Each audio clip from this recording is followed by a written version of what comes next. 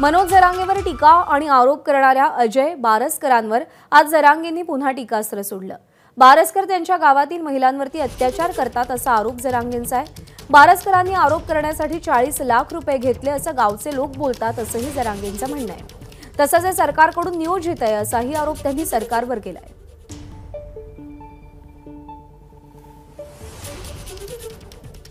तू माहिती आहे, मला सगळं माहिती मिळायला लागल्या। तो आता कुठे ते बंधू आले का नाही तिथं, एक बेंगलोरची माता माऊली सुद्धा येणार आहे, तिने ते काय केलंय म्हणून तिला तर 40 लाख रुपये घेतले तर असंही कळालंय। ऐकू माहिती मला ती 40 लाख रुपये सुद्धा घेतले तिने हे बोलायसाठी, म्हणून एवढ्या गाड्या घेऊन मुंबईला जातो। अहो एका दिवसात याला एवढ्याले चॅनल उपलब्ध होते कसे? मग 19 वर्ष गेले तरी हे चॅनल मला उपलब्ध नाही झाले। दुसरा शब्द आहे त्याचा, संजय राऊत सारखा रोज मी बोलतोय, हाय का नाही राजकारण्याच्यात? संजय राऊतचा काय संबंध आला इथं? संजय राऊत जणून 10ला बोलतो आणि मी 11ला बोलतो। मी जातीसाठी बोलतो, मी रोज घंट्याला बोलून तुला काय नाही ठेवा बरं? मी रोज संजय राऊत सारखा बोलतो तर काय बोलतो? मराठ्याला नाही आधी तो म्हणणं आहे, मी नाही म्हणायला पाहिजे याचा अर्थ ही सरकारची सुपारी आहे का नाही? हे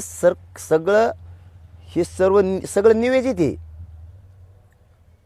एका मिनिटात त्याला लगी लाईव्ह मीडिया बी आला मुंबईचा।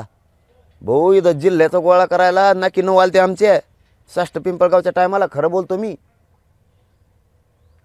आणि तुला मुंबईचा मीडिया एका घंट्यात संजय राऊत सारखा रोज बोलतो म्हणजे संजय राऊतचं काय? याचा अर्थ तो देवेंद्र फडणवीस शिंदे साहेबाची सुपारी घेऊन आलाय। लोक जे म्हणते तो 40 लाख रुपये घेतले खरं असू शकतं, मग आरोप नाही लोकांचा आहे, त्याच्याच गावातले लोक लिहून टाकतात। तुला ऐकत नाही म्हणून मला अक्कल नाही, आणि मला अक्कल नाही तर 1.5 करोड मराठ्यांना आरक्षण कसं काय मिळालं आत्तापर्यंत? तू सरकारच्या ट्रॅपमध्ये येस,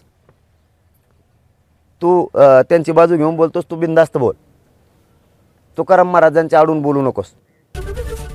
एबीपी माझा, उघडा डोळे बघा नीट।